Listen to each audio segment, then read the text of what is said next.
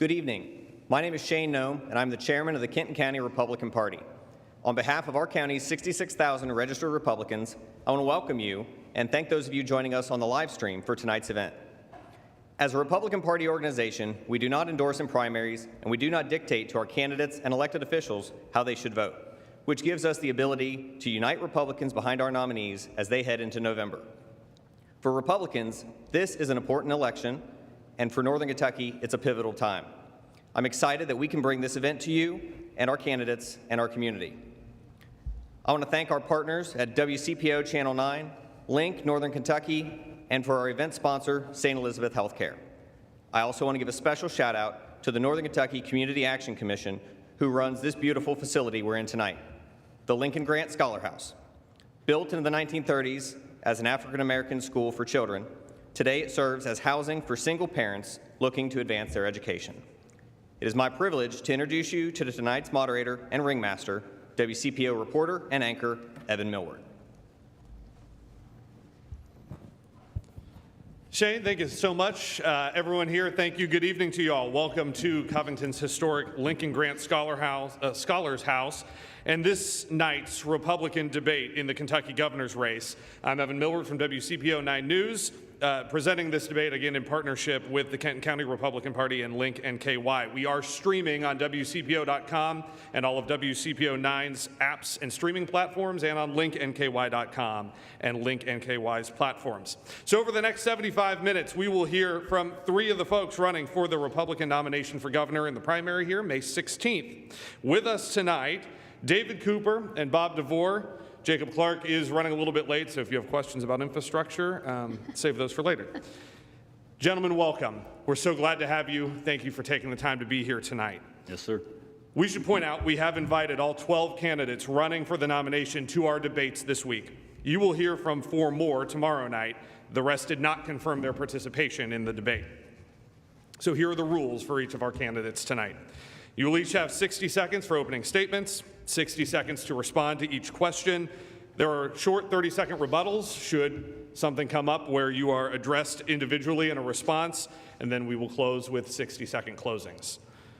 Tonight you'll be getting some questions from me, and then you'll be getting questions from Sherry Goodridge. She's the Kenton County Republican Party Vice Chair.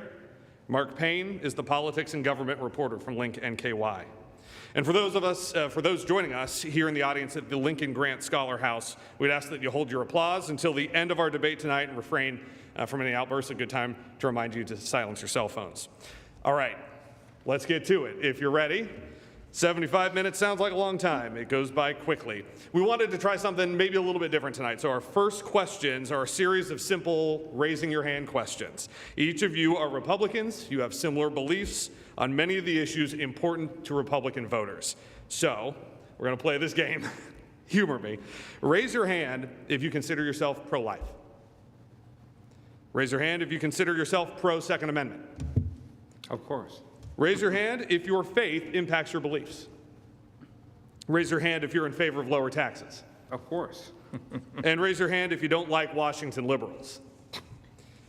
Now that we've got that out of our system and we've set a foundation here, let's dive into what makes you unique, and let's talk about policies and issues facing the Commonwealth and how you might lead as governor. I'm going to start with Mark with the first question. Again, Mark Payne, Politics and Government reporter, Link NKY. Mark, go ahead and take it away. Northern Kentucky often feels disconnected from Frankfort for a variety of reasons. How are you earning the votes of Northern Kentuckians? We're going to go ahead and start. Candidate DeVore, you'll start first. Making connections with real people. One of the biggest problems with candidates, they don't build strong relationships and have that real connection and showing where they need to go when it comes to Kentucky, and helping when it comes to economics, when it comes to education, when it comes to taking care of our senior citizens. All these things are interconnected with Kentucky, but if we can't connect with that, then what are we doing up here in the stage in the first place? And to me, we need to focus on how we take care of the crime area, especially in Louisville, and it's going across the whole Commonwealth. So we got to find ways to find out where that root cause is, and then focus on that, instead of just saying gun violence, gun violence, gun violence, and understand that there's somebody behind the gun and it's taking care of it, which is human violence, and focusing on how we take care of that person so we can stop the violence on the spot. And that's what we need to do. So thank you. Candidate Cooper. Yep. So, it's funny that you got Jacob, Bob, and myself here. Besides Brian Quarles, we're the only blue-collar candidates. And then Bob's a veteran, and I am a current service member. So, I think that I'm going to relate to the majority of Kentuckians. And I agree with Bob with connections. We need to continue having these sit-downs long after the campaign, instead of just doing it before the campaign. That way we can stay transparent, and we can I always give out my phone number, so I want to be the most candidate that can be talked to the most. So that's how I'm going to do it. I'm going to be the most, 22 seconds, I guess. I'm going to be the most, accessible candidate and just more relatable. Mark, next question. Northern Kentucky is the economic engine of the Commonwealth and the state's second most populated region. Our unemployment rate is the lowest in the state, and our labor force participation rate is the highest. What is your plan to continue that momentum and keep our state and region competitive? We'll start with Candidate Cooper this time. Roger. So I've always been a firm believer in, less government. So I'm only going to be available if the lower counties need me. With the Brents Bench Bridge, that's been a huge issue between northern and southern United States on the eastern side. We bring so much freight and stuff for over $400 billion worth of freight comes through us. So I think that's a huge help. Yeah.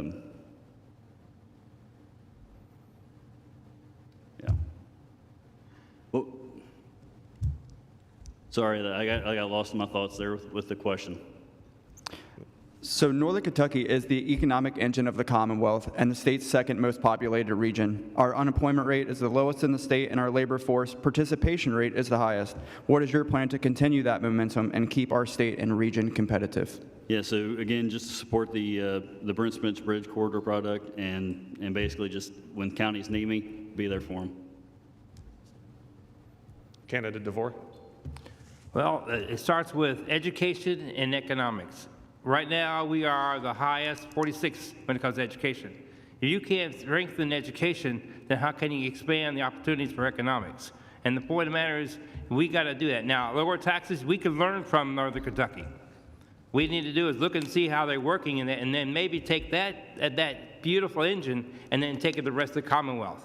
But lowering taxes is one thing, helping out our senior citizens, for example, with property taxes when they dig deep in the pockets and try to pull out money to pay for a high cost of utilities. All these things right here is hurting them. So we need to take care of our senior citizens all the way down to even when it comes to the life itself. So building a strong economic thing, keeping it going is going to help out the whole Commonwealth, and we can learn from Northern Kentucky. Sherry, your question. Yes. The founders of our country chose a representative democracy over direct democracy. Modern populism is calling for the governed to have more say and sway and input. As an elected leader, how do you balance your personal convictions versus those of the constituents that you represent? Candidate DeVore, we'll start with you. Well, first off, we need to have a common goal. And focusing on that and then having interconnections with them is, like I said, you got to build relationships even on and off season.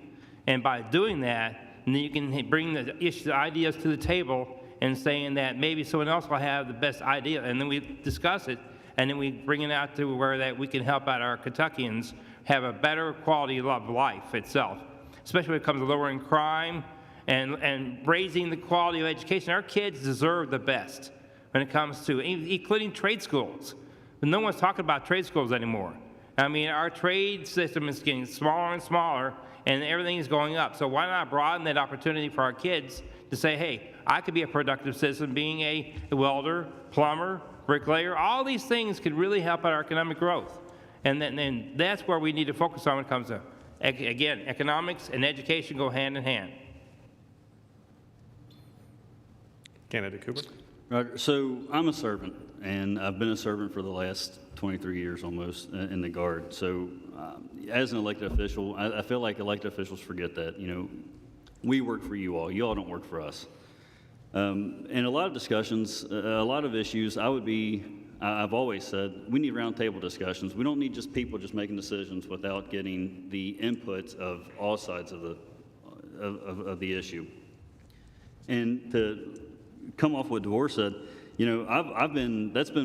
trade schools has been one of my big things since day one on this campaign. I have been pushing for trade schools to be reintroduced into middle school, work with these kids through high school so that when they step out of high school, they're making $50,000, $60,000 a year instead of going $50,000, $60,000 into debt.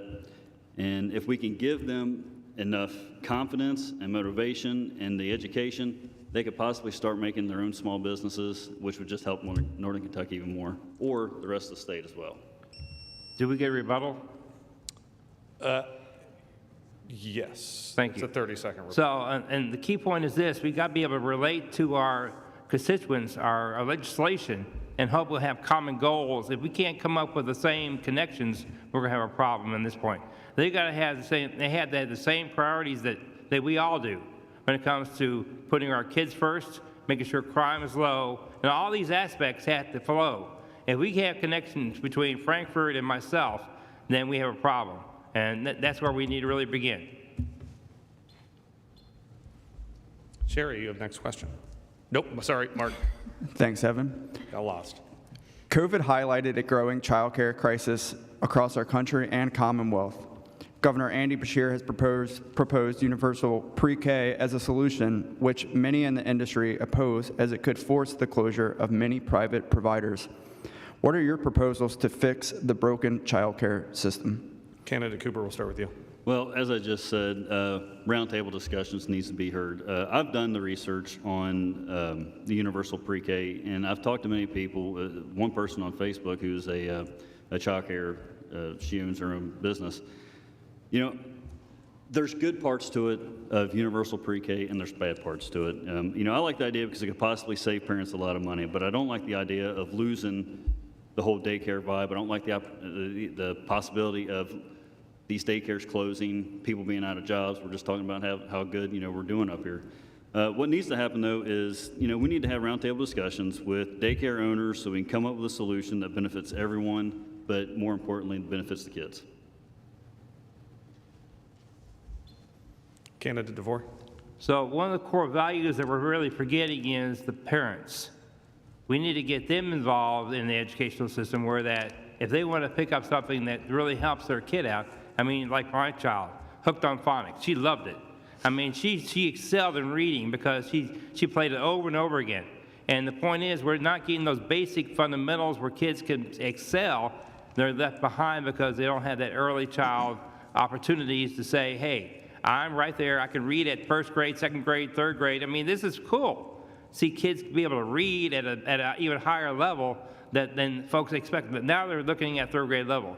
So yeah, I think we need to find a way to fit the parents and early child care together, but customize it to where they can fit the need, even in different counties.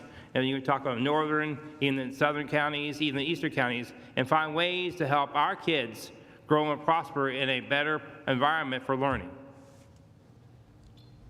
Sherry, you've got the next question. Kentucky is known for having some of the strongest laws protecting citizens' right to own and possess firearms and limiting abortions. What additional laws would you sign and what proposed laws would you veto related to guns and abortion? Candidate DeVore, we'll start with you. Well, I am a Second Amendment advocate for sure. But my thing is, I want to get counties involved in it to where they can be able to help train our citizens to be more responsible for that weapon. And to me, when you do that, you're really empowering them.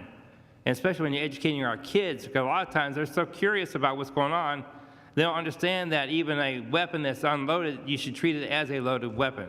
So if you can treat them and educate them on those aspects of life, you're going to see crime go down tremendously, and having respect for it, for what it is and what it can be when it comes to defending it. Even Luke 11:21 says, a strong man armed keepeth his place, his goods, and his peace. So those things right there, even the Bible states that we should be able to arm ourselves when it comes to defending our country, our community, and our own home. So yes.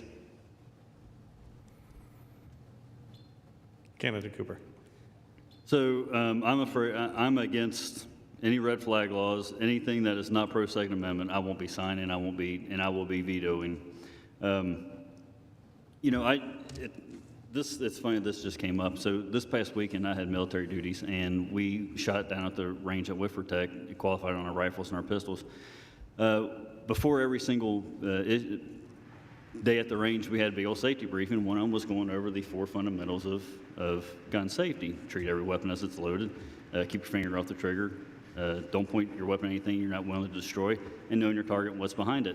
Because of that, we had no safety issues and no negligent discharges. So I am 100% for putting that gun education back into our schools. I mean, many years ago, we used to have gun clubs at the school, and they would shoot down the hallways with proper procedures putting up for safety. So there should be no reason that, you know, any Republican candidate should be against any Second Amendment laws. Sherry, we're back to you for another question. In 2019, Governor Bevin lost Kenton and Campbell counties, and his vote total decline from 2015 to 2019 was greater in Boone County than the other 2 counties. What is your plan to appeal to suburban Republicans that were turned off by his rhetoric? Candidate Cooper, we will start with you. So Bevin had me fooled. I actually campaigned for him, and I was really upset at a few things that he did. One of them, what he said about blaming the teachers for their kids being hurt because of these teacher sick outs. You know, obviously we want to prevent sick outs, so we need to work with the teachers. The hiring of friends who had 0 qualifications for some government jobs, he created a $250,000 a year job for a guy named Vivek Sarin, a $240,000 a year job for Daniel Dumas for adoption care. You know, and then his pardon party, at the end of his term, he pardoned 428 people, some family members of huge donors. I'm going to be honest, what needs to happen up here in Northern Kentucky is we need a candidate who is, again, most like Northern Kentuckians. I am a blue-collar guy. I'm in the military. I have graduated from a community college, blue-collar job all my life, and I'm the most like candidate or Northern Kentuckians. Candidate DeVore. Yes, sir. So what we need to do is we need to find ways to be more connected with Kentuckians and having regulations not only to help them out, but improve life itself. And stop all this stuff that's happening with Andy. And he's coming up with these ridiculous laws and EOs that hurts churches, and it hurts businesses, and it hurts all these things. And I think he's lowering the possibility for us to succeed when it comes to the quality of life, even in our own small businesses. So we need to have a hands-off approach and let them grow and prosper in their own ways and things. And the environmental social government is one of the I call a Nazi. And they're the ones who are trying to control our environment, they're controlling our economics, and they're trying to control our banks and telling you that you can't, for example, if a arms place wanted to get a loan, they can't do it because they're following the ES regulations, which is just ridiculous. Candidate Clark, I'm going to, if you are ready, baptism by fire here, if you're ready to jump in, I'll have Sherry reread the question for you and let you jump in on this. Sure. In 2019, Governor Bevin lost Kenton and Campbell counties, and his total vote decline from 2015 to 2019 was greater in Boone County than the other 2 counties.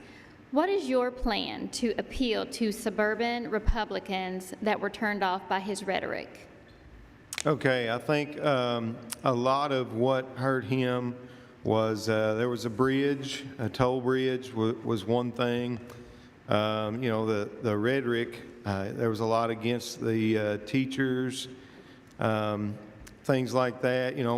My plan to not go down that path as he did is really just falls in line with the entire platform, just,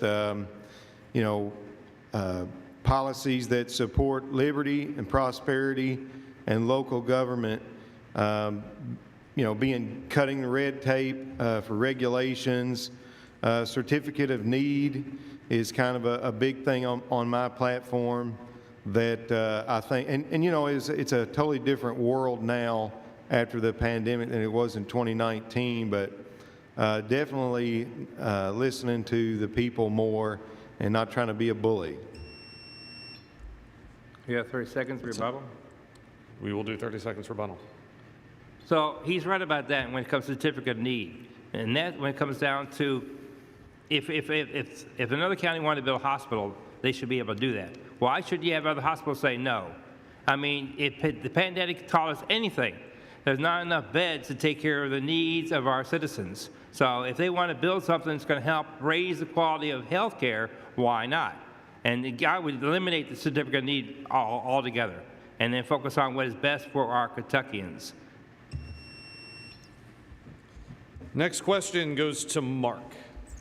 Coal is a Kentucky signature industry, but the industry is shifting to embrace renewables like nuclear, solar, wind, and hydroelectric. How should Kentucky balance the decline of traditional fossil fuels and the growth of renewables? As we move on down the line, candidate Clark, you are next in line if you are ready.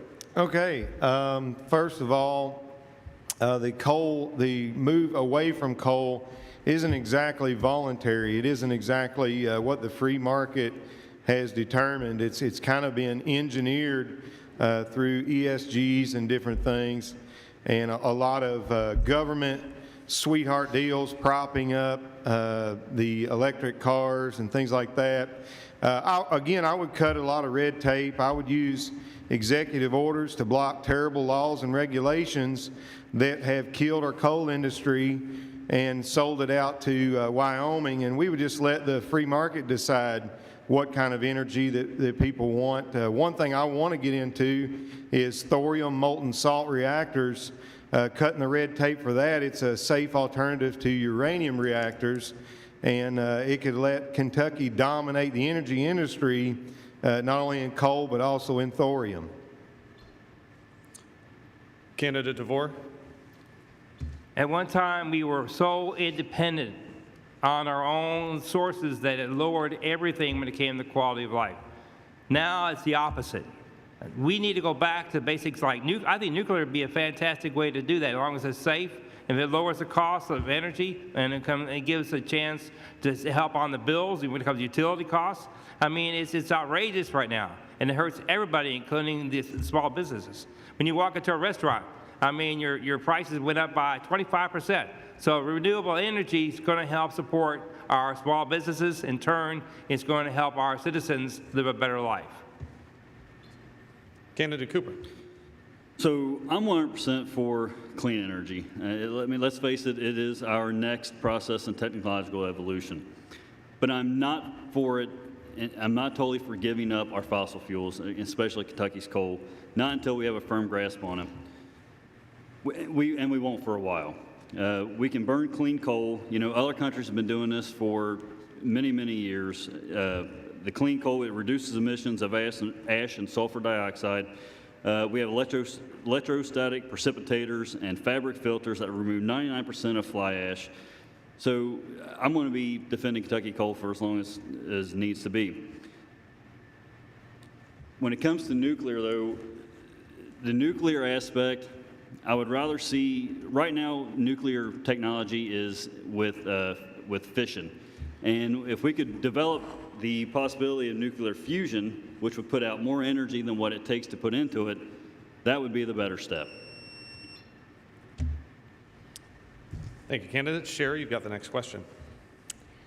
Over the last few years, much has been made of the terms woke, cancel culture, and ESG. How are your views on these different than your Republican opponents? We will start with candidate DeVore. The woke industry is destroying the family. We need to go back to our basics and have a mother and a father and focus on what we really need to do is talk about American values. Why not talk about what our founding fathers really strive for when it comes to independence, freedom, and liberty? And we need to teach our kids that they are special. Every kid can be special, but they have to learn their historical value to show them that we can be better in when it comes to having their own jobs, when being great parents. All these things come into one aspect of saying you're special. Instead of having boys going to girls' bathrooms and all this stuff right here that the woke is trying to throw down our throats. It's ridiculous. All they're doing is dividing us by race and color. We are all together under one common goal, the human race. We're all Kentuckians, and we can focus on what is best for our kids and let them excel and reach the stars when it comes to being God blessed. Candidate Cooper. So Webster's Dictionary defines wokeness as the quality of being alert and concerned about social injustice and discrimination. I don't think any of the Republican candidates have a different view on wokeness. You know, when it comes to our schools, I don't agree with mandatory policies making me, you know, I have to say he, she, he, him, her, she. But respect goes both ways. Now, if someone says to me, hey, I am actually a boy, but I identify as a girl, I would appreciate if you would call me he, she, her, whatever. I'm going to show that person the respect as long as they show me respect. People can have differences of opinions and still like and love each other. And we have lost that as Christians and just as a people altogether. If teachers are teaching things that make some students feel personal responsibility for historic wrongs, that's actually woke teaching, and it's unacceptable, and it won't stand as I'm governor. Candidate Clark. Okay. Yeah, so a lot of times it feels good to the ego to kind of be a bully about certain things, but I'm a Christian, and I believe a core part of that is, you know, we're not called to defeat people, we're called to win them. And there's a big difference there. Now, that doesn't mean that we must be weak. There's a big difference between being meek and weak. But as far as like in schools and things, you know, these are public servants, and they are supposed to accommodate the citizens, the taxpayers, the students, not the other way around. We had a teacher in my county that demanded that people call them a different gender each day, and that goes against my Christian beliefs and upbringings. And so it's different when it's that way coming to us. Mark has the next question. With the defeat of former State Representative Sal Santoro in 2022, the chairmanship of the powerful Transportation Budget Review Subcommittee went to a legislator from rural southern Kentucky. How will you assure that Northern Kentucky receives adequate support on Kentucky 536, the 4th Street Bridge, and yes, the Brent Spence Bridge project? Candidate Cooper, you'll start. So I know up here in Northern Kentucky we have TANK, the Transportation Northern Kentucky bus service, and places in the Kentucky they have similar things.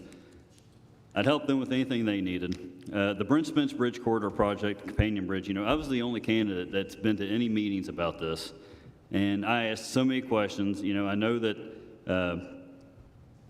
that they were talking about tolls at one time, and you know, had I been any sort of elected official, I've been 100% against it. I do know that we got $1.6 billion in grants for it, and that's from the federal government. And Kentucky, we're only going to have to pay for 45% of it after those grants.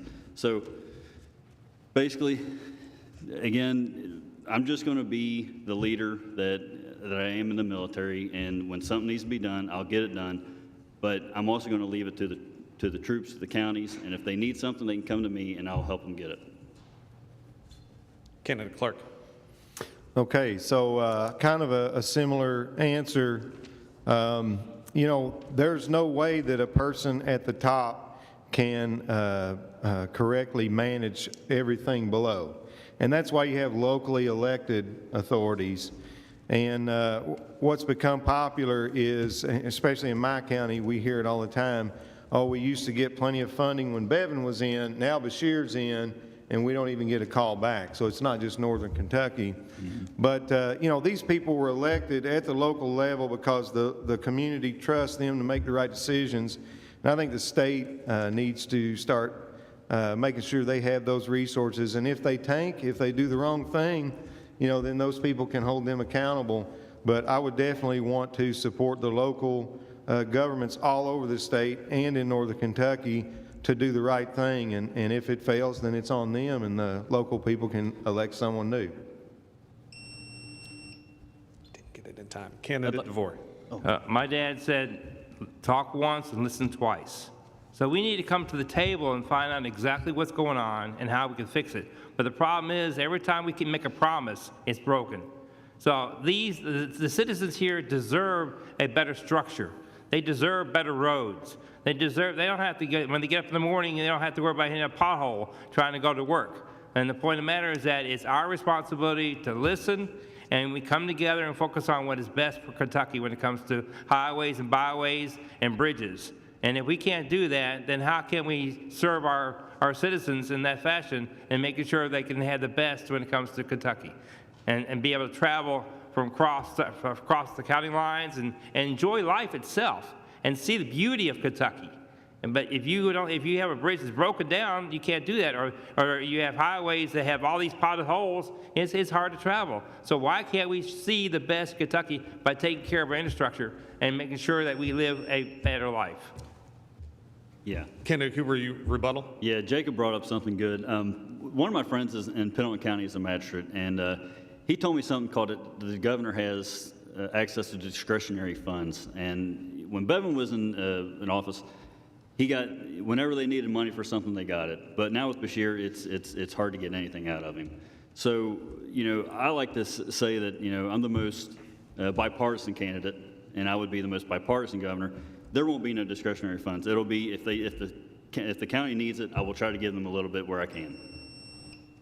Sherry, Yeah. And the point is with Beshear, I call it that, is that he has a tight handle on the money, and he'll take care of his pet projects, but does he really care about Kentucky? Does he really care about the person down the street that really wants to go to work and he wants to drive on that road? No, he doesn't. All he cares about is what he could do in his next election, and he had his stardom when it comes to he wants to be president in 2040. It's just outrageous. So let's take care of Kentucky first and making sure that they live a better life. Candidate Clark, you want to rebuttal?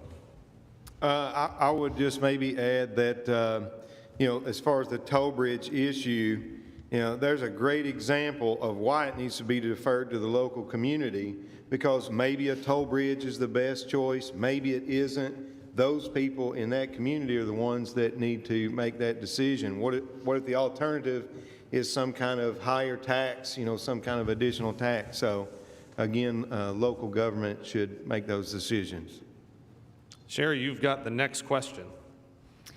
President Trump's election paved the way for a record-setting conservative court system and overdue tax reform. His time in office also concluded with controversy around his election, 2 impeachments, and ongoing legal challenges. What lessons from Trump's time in office do you take into the Kentucky executive branch? Candidate Clark, we'll start with you. Okay. Well, I like to say that, I'll be 41 soon, and Trump has been the best president in my memory. Now, having said that, if I had been governor when he was president and he tried to ban the bump stocks, I would have laughed that off and passed an executive order to block that law. And that's just one example that's easy for a lot of people to understand how the executive orders are meant to be used. There's several things that should be blocked. But, when Trump campaigned in 2016, he said all the things that people wanted to hear about the Constitution, about being fed up. And I'm campaigning on that same kind of energy. We're ready to kick the door down and demand real liberty now and get back to the founding basic elements of our country and the Constitution. So I definitely want to, tail on what he started. So, Candidate DeVore. One thing about Benjamin Franklin, he was a diplomat, and he knew how to take care of people. He said that as long as you get behind closed doors, you could chew his butt out left and right. But when you get out in front of the folks, you treat him with respect and dignity. And that's one of the things I think that even Bevins didn't understand, that when they faced the teachers, he got abrasive. And to me, you don't do that. You got to treat each other with kindness and compassion when it comes to dealing with problems that we face today. And even with I love President Trump, but a lot of times he was abrasive too. And a lot of times I think the ego outweighed his common sense. And the one thing about it is we need to be patient and have the common sense to deal with each other on a respectful manner. And if we do that, then we don't have the problems with teacher being angry with Bevins. And then we have another Republican governor even today. So, yes. Candidate Cooper. So President Trump was my commander-in-chief, and he treated the military with respect. He did a lot of good things for our country. He focused our national security on greater power competition like Russia and China, one of the most important policy shifts of our generation. He stopped focusing on the Middle East, and he focused on Russia and China.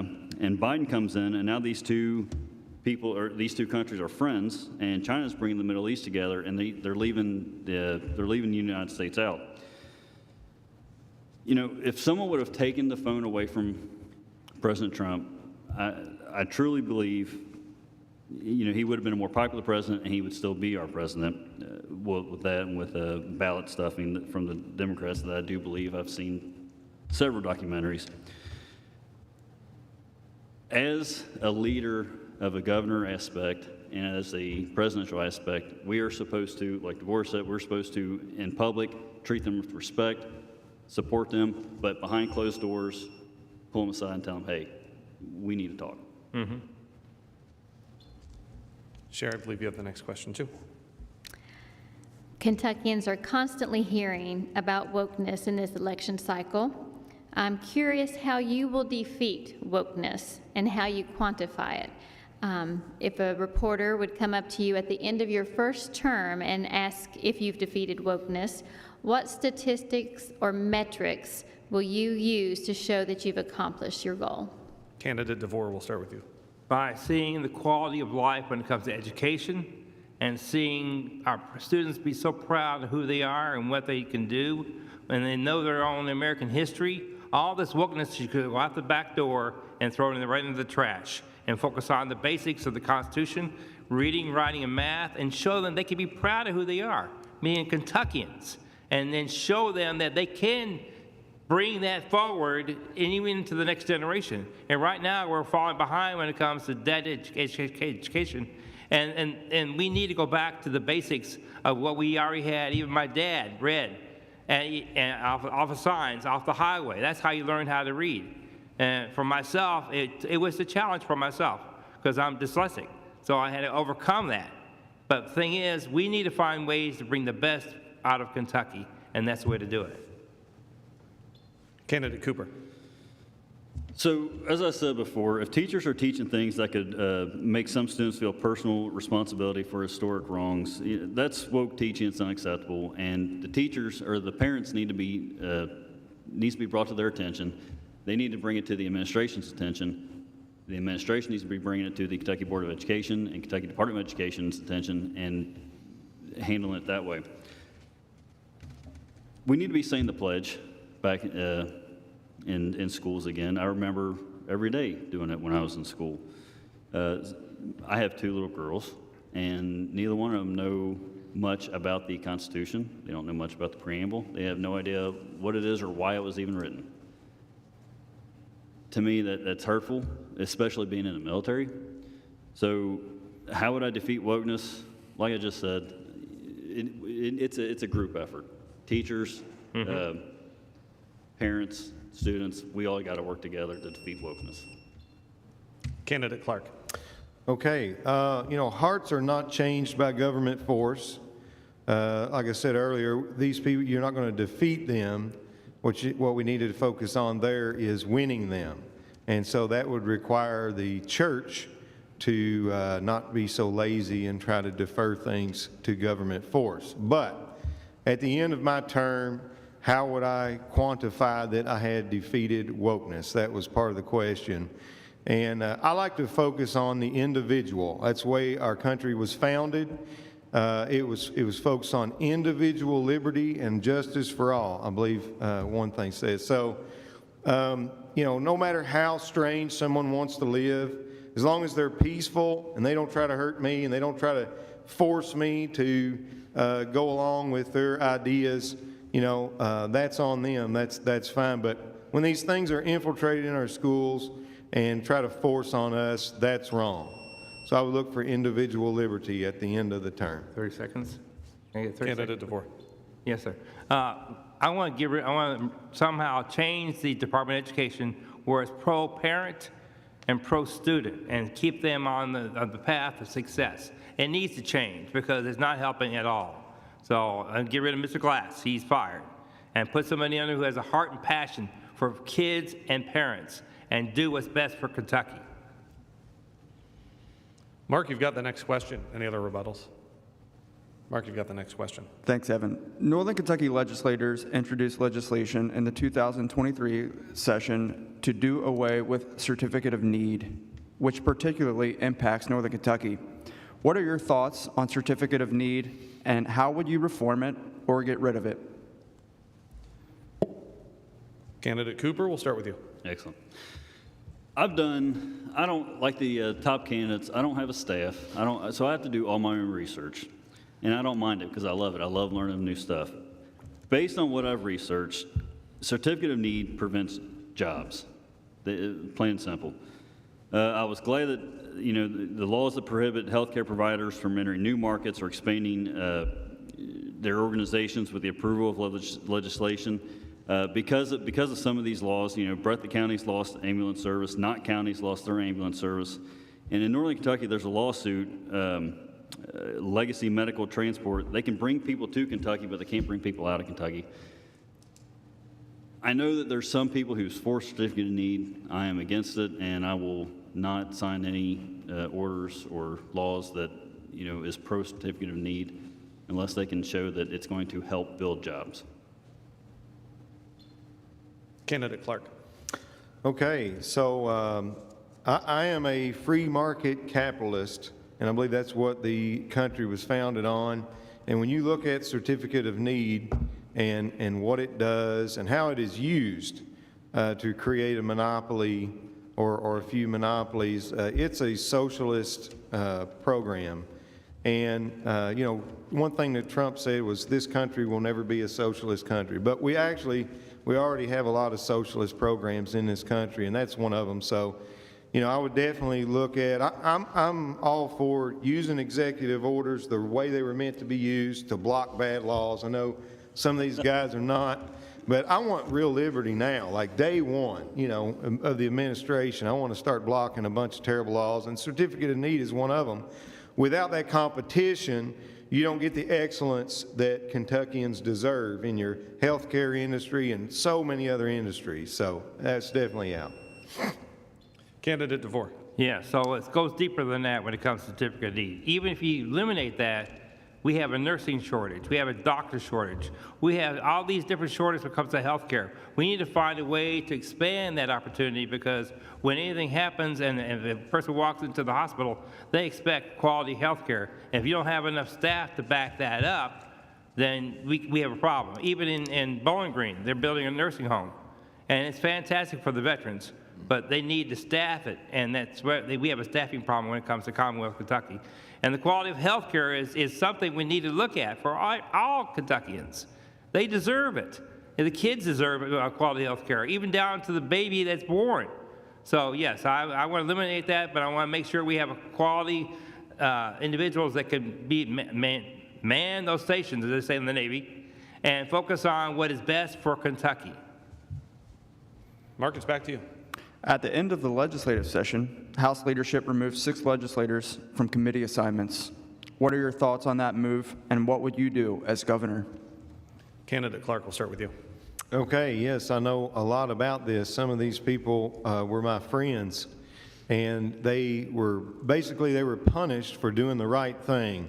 And what's going on is our Republican supermajority, I think we have like 80% Republican in the House and Senate in Frankfort, and a lot of them are great people, but the ones that are in leadership are just plain and simple, they are corrupt, and they are controlling the system, much like McConnell has done in D.C. for many years. So unfortunately, as governor, there would not be a whole lot of authority that I would have over who sits on what committees, but definitely I would use my soapbox to air out the dirty laundry and let people know what's going on, and endorse opponents in primaries to get rid of the corruption. People are fed up with those type of games. People are fed up with that stuff, and I think they're ready to know who it is and go after them.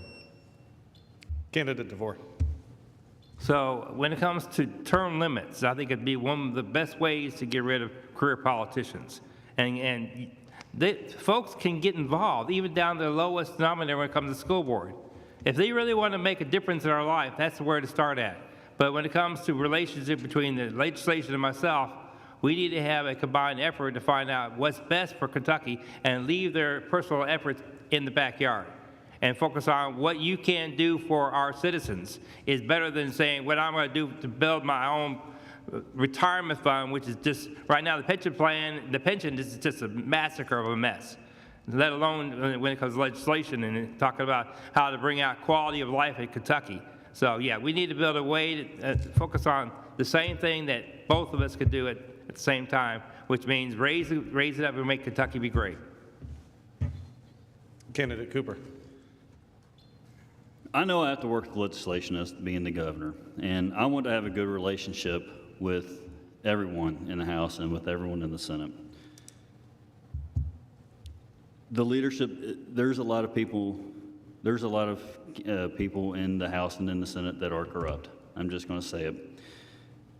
How could the Republican Party of Kentucky accept a $1 million Pfizer, check to help make a building? Like Mr. DeVore said, I too am for term or age limits. I had one senator tell me that he's thought the idea of age limits, which I think would be great, because I think there's been 3 or 4 people at the federal level who's not been able to vote on things because of their health, because they're late 80s. And again, as Mr. DeVore said about the pension, our pension, that's been my #1 issue. I'd like to rebuttal so I could have another 30 seconds. Our pension is, Kentucky's one of the worst states to retire in. And the pension has been my #1 issue since November. We have a $42 billion in unfunded liability, and I'm the only candidate who has a plan to fix the pension, who has a plan that has been launched on my Facebook profile, David Cooper for Kentucky Governor. And I urge teachers and Kentucky employees and state employees, county employees, to take a look at it. 30 seconds, please. Candidate DeVore. So again, we need to find ways to have the common goals, like I said. And the point of the matter is that every time they get in there and they're doing their thing and they get reelected over and over again, I think they lose their reality of putting Kentucky first and them last. And that's what we need to do, making sure Kentucky #1 in all areas of life. Candidate Clark. Sure, I'll take 30 seconds. There are some states, I believe Washington is one, and they actually send out pamphlets to every registered voter that tells something about each candidate that is on the ballot. And this is not done by the candidate or anything like that. And so I think something like that would be great. That'd be great. Give a little fairness and maybe get rid of some of these corrupt ones that the question was about. Sherry, you're up next. Republicans control all constitutional seats in Kentucky. They also hold the supermajorities in both chambers of the state legislature and with the power to override any veto or action of the governor. Both U.S. Senate seats and 5 of the 6 congressional seats are held by Republicans. The only seat Republicans do not control is the governor's office.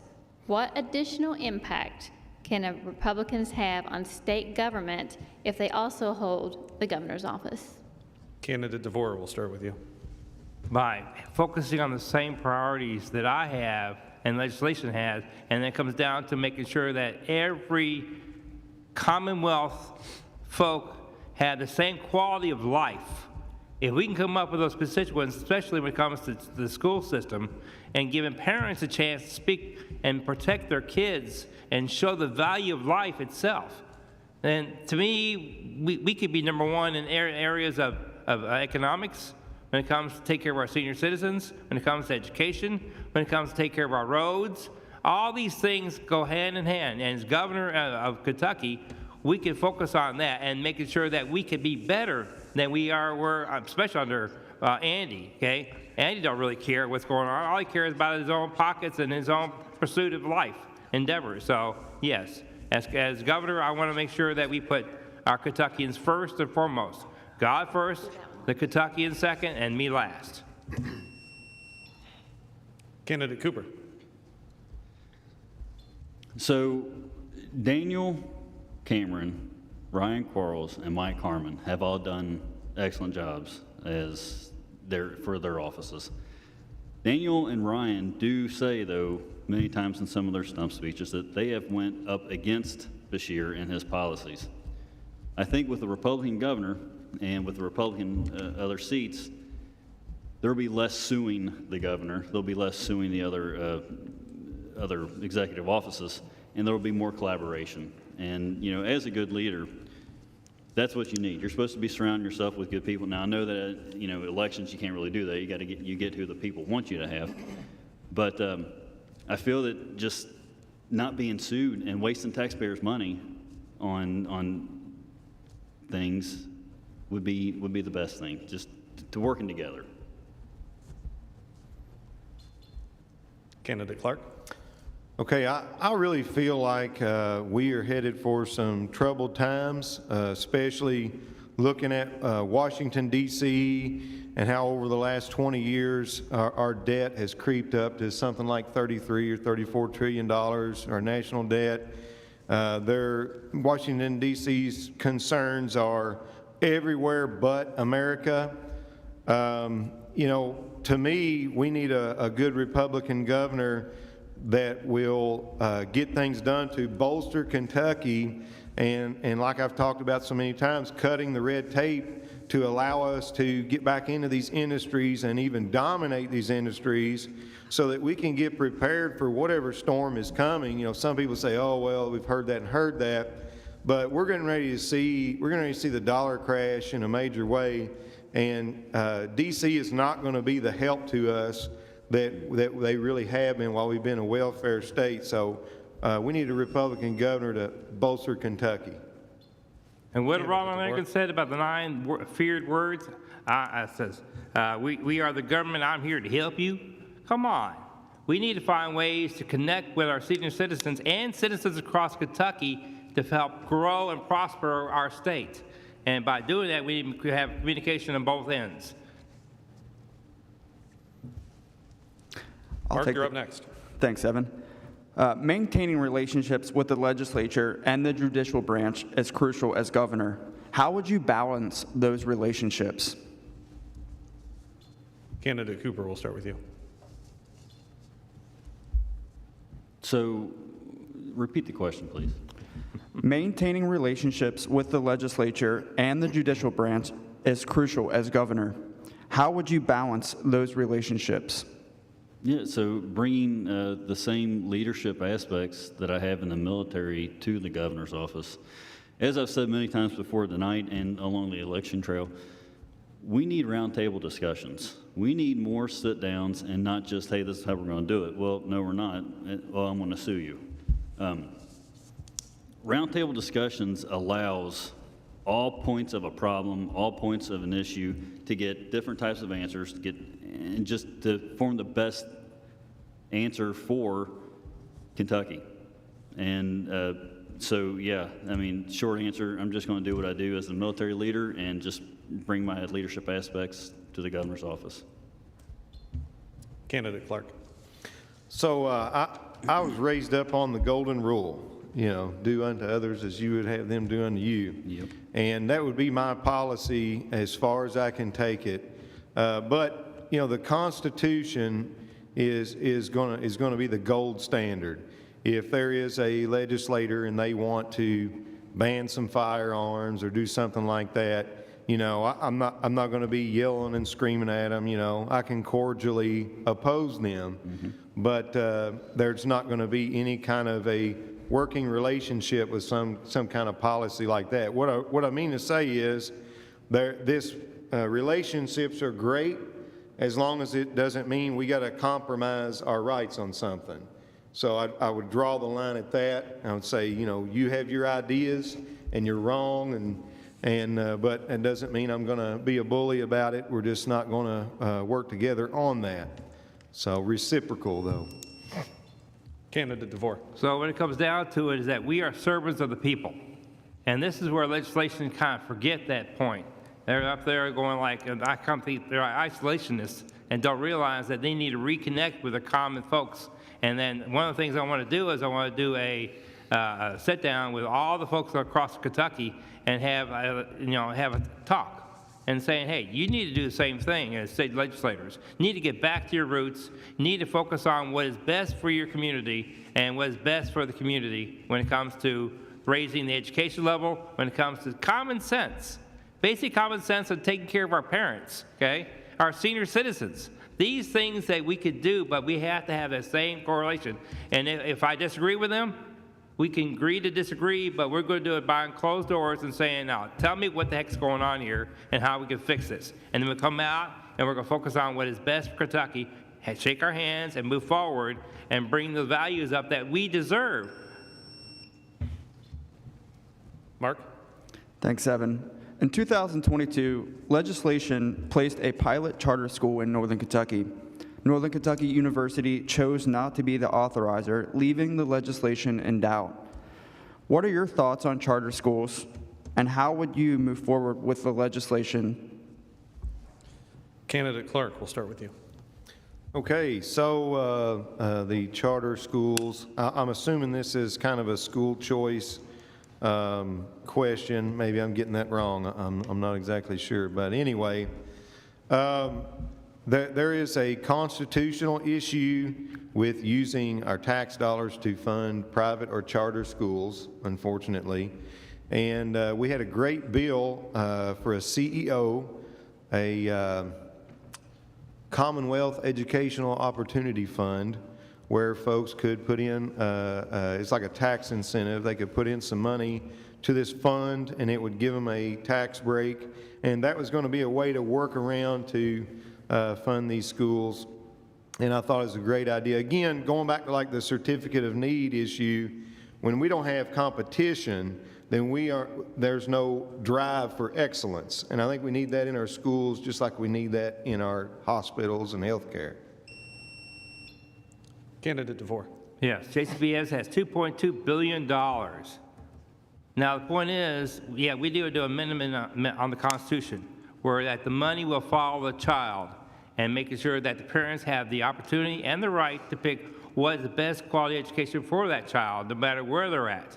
Because we need to focus on what is best for them, and in turn, we raise the value of Kentucky at the same time. So yes, we need to find ways to say, if you want to go to a private school or a public school can be great, but there's got to be some balance here. And folks that have money to go to Catholic school, they'll take care of that, okay? But the point of the matter is that we got to give the parents the choice to do what they need to do and want to do for their child. And that's what comes down to it. Candidate Cooper. I want to echo a little bit off what both these guys said. You know, I'm for school choice. Your money should be following your child. Basically, parents need to know what's going on in their schools, and teachers need to know that they're protected for when, you know, the children aren't doing well and they're trying to help and they're putting out notes. And, you know, we have so many tools available now there shouldn't be any children being left behind. I have the Remind app on my phone so that my teacher has direct communication with me. So if something's going on, my wife takes care of my oldest daughter's grades and stuff, and she's like, hey, you need to turn this in. So we have so many tools, and just, you know, teachers need to know that they're protected for when children do bad and they show all these things that they've tried to do that, you know, they're protected. They're not going to get yelled at and stuff. But yeah, school choice, your money should follow your child. Candidate DeVore? Yeah, so again, it should be at the parents' feet on what they can do when it comes to options. And having this option as school choice is fantastic. But if you don't give them options and you limit them their possibilities, it's going to do is just lower the child's education and they create a liability. Next thing you know, they're going to be in prison because they don't have the right skills and opportunities to succeed as a productive citizen. Sherry, you've got the next question.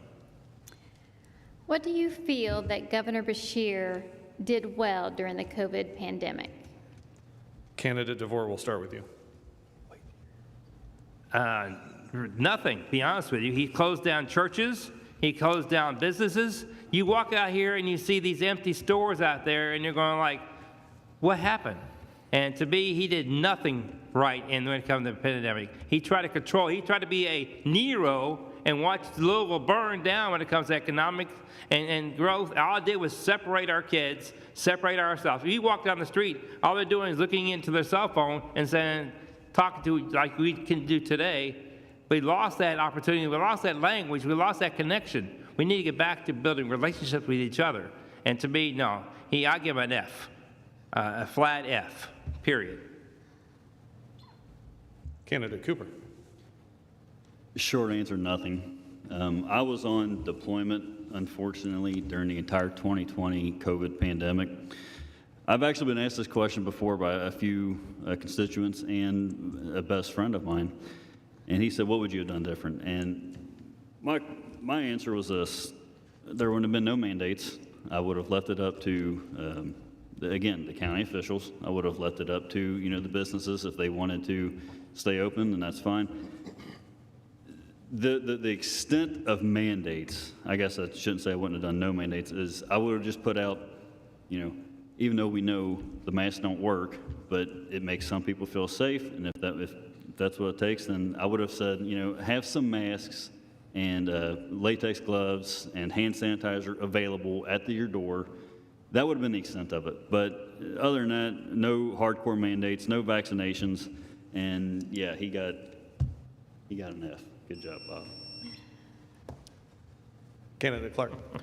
So what Beshear did well during the pandemic was pandering to his base. He was very good at building the medical fascist cult that he did that would support him no matter what, no matter how the facts came out against him.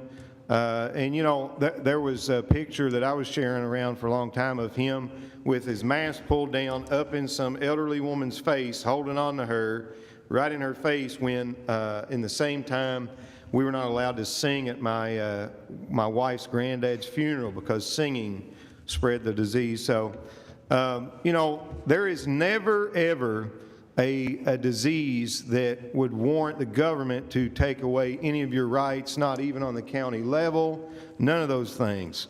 The government should have just provided accurate information about the risks and precautions, the end. All right, I want to go back one last question because I want to give Candidate Clark a chance to answer this one because it's regionally, I think, important. It was the first question we asked. So, Candidate Clark, I'll start with you, and then I'll give you guys kind of a chance to answer this again.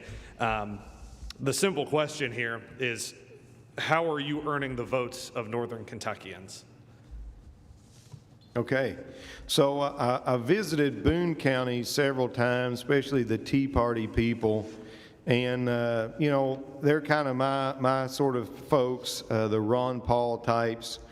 But really, honestly, I'm not going to get caught giving special attention to one area of Kentucky or another. And I hope that, maybe I lose some votes, maybe I gain some votes for that. But, by supporting your communities and your local leaders, then that puts it in your hands and the voters' hands that elect those people.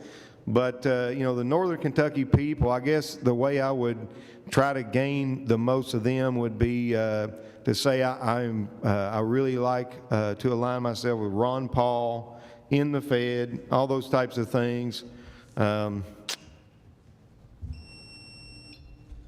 Candidate DeVore.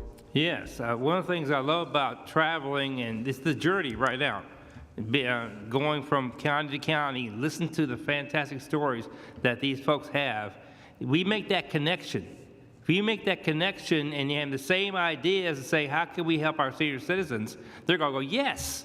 I mean, we're taking our money and we want to live a better life. We want a better school system. Yes, we want that. Yes, we want to make sure that businesses have a right and opportunity to grow and prosper without being taken by fees and taxes. Yes, we want to make sure that even the bourbon industry is fine. I don't know why they're taking away the bourbon money, because we could take that and put it over and put it into the pension plan, because we're like $46 billion in debt. It's just crazy. So yes, we got to find a way to make those connections, to sit down and have a cup of coffee and just talk and saying, hey, you're my brother, you're my sister, and let's do what's best for Kentucky. And next thing you know, in 10 years, you see Kentucky #1 in all aspects of life. Candidate Cooper. So I think I have a slight advantage in Northern Kentucky than the other candidates being from here, but I don't expect to win Northern Kentucky just because of that. I want to earn the trust and the respect, which would then equal earning the vote of Northern Kentuckians, just like I want to do that all around the state. Here in Northern Kentucky, though, I do, and not just Northern Kentucky, everywhere, if I go to a gas station, or if I go to a restaurant, or the grocery store, if I go to Kroger, I'll talk to people and I'm like, hey, what are you tired of with Kentucky politics? And do you follow Kentucky politics? Are you Republican? And they'll tell me they're tired of the fighting, they're tired of the corruption, they're tired of rich people thinking they should be in charge. And I always ask them, well, what if there was a blue-collar candidate who was also a military service member? And they go, just stop. That's what I want. I want someone who's like the yes. So, with those two things, I feel like that I'm going to have a big advantage. But I also want to continue the sit-downs that we're having on the campaign trail afterwards as well. All right, we are coming to closing statement time here. Yeah. Oh, did you need? Sorry. Yeah, I was going to add. 30-second rebuttal. Yep. Yeah, just real quick. I did visit the Optimist Club up here in Boone County a while back, and one of the things they mentioned is a lot of the Cincinnati crime bleeding over into Northern Kentucky, and so I believe that is something that a governor should address. And I thought about this, what could we possibly do, right? So I thought, well, when we have to arrest them and house them in our facility, we should send them a bill, or something. So there was one little idea. All right, so we're at closing statements time here, and since I didn't give you opening statements, I don't know if you caught that, we've got you all here, so I'm going to try and work this timer and give you 2 minutes for your closing statements. We're going to start in reverse order from how we started with the first question. So, Candidate Clark, I'm going to start with you and try and get this timer right and not buzz you. Okay. You're going to start on 2 minutes? I've got 1 minute, so I'm going to have to Oh, cut okay. it. Gotcha. Yeah. Sure. Pay no attention to the 1 minute there. All right. So I am an inventor. I'm an idea man. I've have several inventions and built a thriving company off of that. But I'm also a fed-up, hardworking patriot. And, I've watched our country be degraded over the last couple of decades, and then it accelerated over the last 3 years. And I've got a lot of ideas of how to fix these things, but one of the simplest ideas is just getting back to our founding, getting back to the Constitution. I was a victim of government overload in 2018 when a corrupt CPS tried to take away my children, and fought them representing myself and beat them and turned around and sued them. And when we did that, we got a whistleblower and found out that they had targeted us for our religious beliefs, and they were some left-wing activists. So, this is what woke me up. We talked about wokeness earlier. It's good to be a certain kind of woke. It's good to be awake, And that's what woke me up, that we are not as free as our founders meant us to be, and we're not as free as we ought to be, and it's not going to be hand-delivered to us, especially by Andy Beshear. We're going to have to fight for it, and we're running out of time. So we don't have time to work with a corrupt legislature that sat by while Beshear ruled as a tyrant, and even our Attorney General waited 6 weeks to do anything about it, and other elected officials Some of them even endorsed these things, and even Kraft, bragged on these things. So we're out of time for those kind of things, and we need a governor that knows how to use the authority of the governor's office and executive orders to block bad laws, block these bad things coming down from D.C., and set Kentucky free from Washington, D.C. Candidate DeVore, you're next. I have a passion for people. I want to see Kentucky be great in many different areas. I mean, a good example of that now, I made a deal with my daughter to do ROTC for a semester, so give her a taste of what's going on. And to me, I think that should be given an opportunity for all kids at freshman level. If they don't like it, that's fine, but they need structure in their lives. And you got to get up on time and go to get a job. You got to be able to do all these things. You got to have priorities set for yourself. A lot of kids have no clue what's going on. I didn't have a clue. I went in the Navy at 19, okay? So the point of the matter is that how can we make Kentucky great? And those areas, like economics, making sure that we can take mechanisms such as beef, process it in Kentucky as a great way to show quality of food and lower the prices. And instead of having chickens growing over in China and doing whatever they want to, and they come back with 3 legs and for whatever it is, but we don't have the same quality when it comes to inspection on food. You have another minute if you want it. Okay, thank you. But overall, to me, I want to be in that shoes of that Commonwealth folk and saying, what can I do for you? And I want to listen to them, and they're going to tell me. I go down to Boston Community Place and eat lunch, break bread with senior citizens. This is cool. Listen to them and hear their stories and all this stuff. We need to come back to that kind of atmosphere where you can go around the table. That's been lost, where families can sit there and talk about how was your day? What happened? And the point of the matter is that we go back to that basic common denominator of strengthening the family.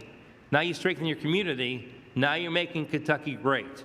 And that's where we need to be at. Find the basics of putting God first and our family, and then finding ways to help our neighbor. Love thy neighbor as thyself.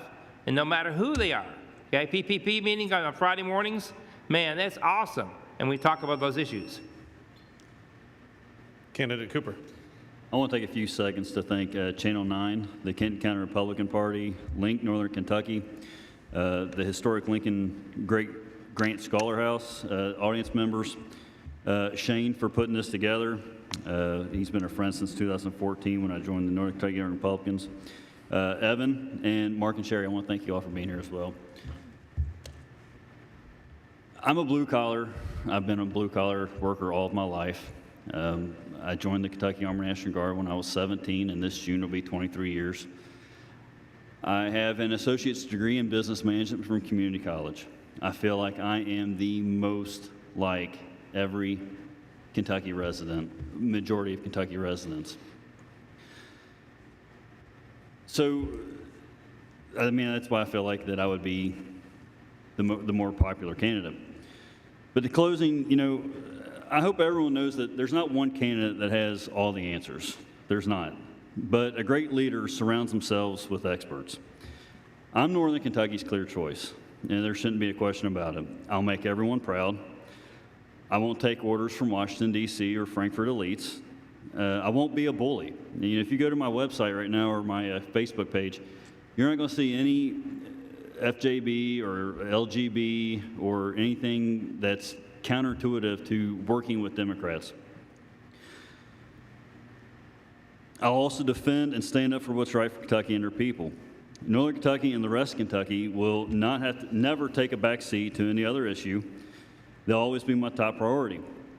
I'll always remember, and I will remind others that we serve you, you don't serve us.